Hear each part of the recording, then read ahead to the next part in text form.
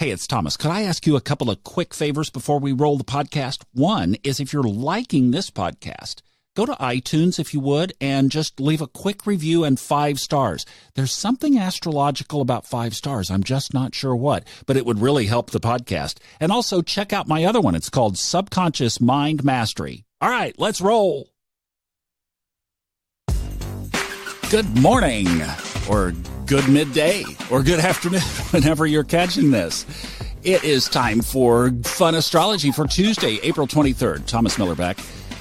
You know, when I thought about doing this daily kind of fun little bits, and I know sometimes I've gone into more things than kind of like it's, wow, that's a lot. Well, there's sometimes a lot going on in the chart, and sometimes there's not so much going on in the chart.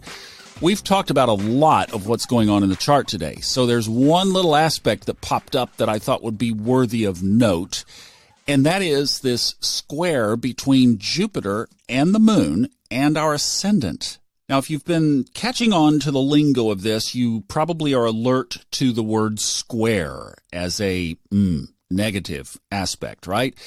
So that's like the more challenging aspects are the big ones are the squares and the oppositions. That's what everybody focuses on.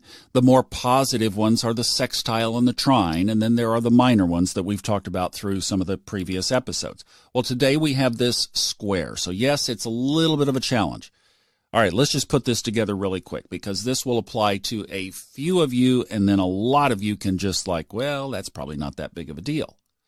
So the ascendant is the beginning or the cusp, the first degrees of our 10th house. That is, if the chart is being viewed in the Placidus house sign, and I'm not going to get in a Placidus versus whole sign discussion here. I use both. I know a lot of astrologers today are switching mostly to reading whole sign interpretations of the houses, and I got to tell you, in my own chart, my chart does not make sense if I look at it only with whole sign. And after all, it is all about me. Just like it's all about you, right? I mean, come on. We're all interested in our own thing. So I've looked at this. A lot of people are saying whole sign, Placidus. If you have no clue what I'm talking about, don't worry about it. It's very searchable. And it's a something that if you're not that far along in your astrological awareness or studies, then just don't worry about it. If you get a reading, look, Placidus is kind of the thing. That's if you go on astro.com or Time Nomad has both. You can do both, but I don't want to get off on this. It's like you can go down that rabbit hole forever. It's all. So we were talking about the placement of the ascendant. Let's just say it's up there at the 10th house. Okay, that's your house of career.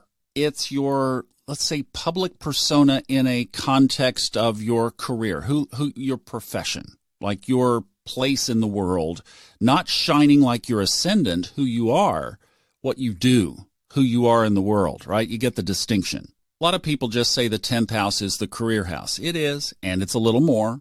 So that is a little challenged with Jupiter, which is in retrograde, and the moon. So what would that be? Today is a great day to reflect on your career. Bottom line, got a long way to get there.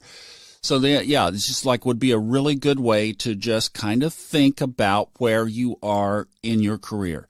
You know, one of the things that the astrology chart does for me more than probably anything else, I love seeing where the energy focuses are.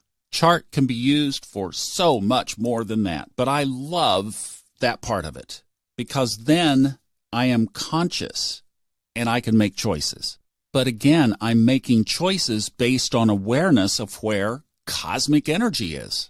This whole conversation about the big three, the Saturn, South Node, and Pluto, and what that means for us is just permeating so many conversations right now.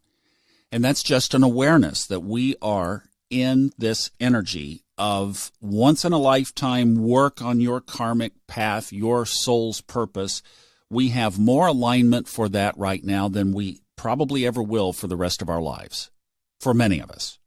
Take advantage of that. Be aware of that. It's a whole different filter to process information through when things come at you. my girlfriend right now, Majana, who I do 2 other podcasts with, the Subconscious Mind Mastery podcast, and then really kind of got her set up and running on her own, which is called Life After Life. It's a look at what happens in the beyond. Majana is struggling with a particular decision, and we're filtering the elements of that through what's going on here. Is there a karmic lesson that if you make a change would affect your ability to get that lesson? In other words, has the universe put you exactly where you need to be, or are you complete? See, it's a whole different filter to look at a decision that otherwise you wouldn't bring that criteria into. Well, here, today, and tomorrow, it's affecting our career. So it's a great day to just be aware of your career. Now, if you don't like where you are, run it through that filter. Am I here for more of a soul purpose? Am I complete? Or is this something that from a soul purpose or just for my own health and well-being that I need to move on from? The energy today and tomorrow is in the focus and the analysis. It's not in the what you do next. It's in the make yourself aware. That's what's so cool about this, is there are just always little things popping up, little areas of our life, little pockets that we can work on from day to day. Hope this helps. Hope you have a great Tuesday. It's going to be a fun week. We have some good aspects coming up the next couple of days. So go out and make it a great one.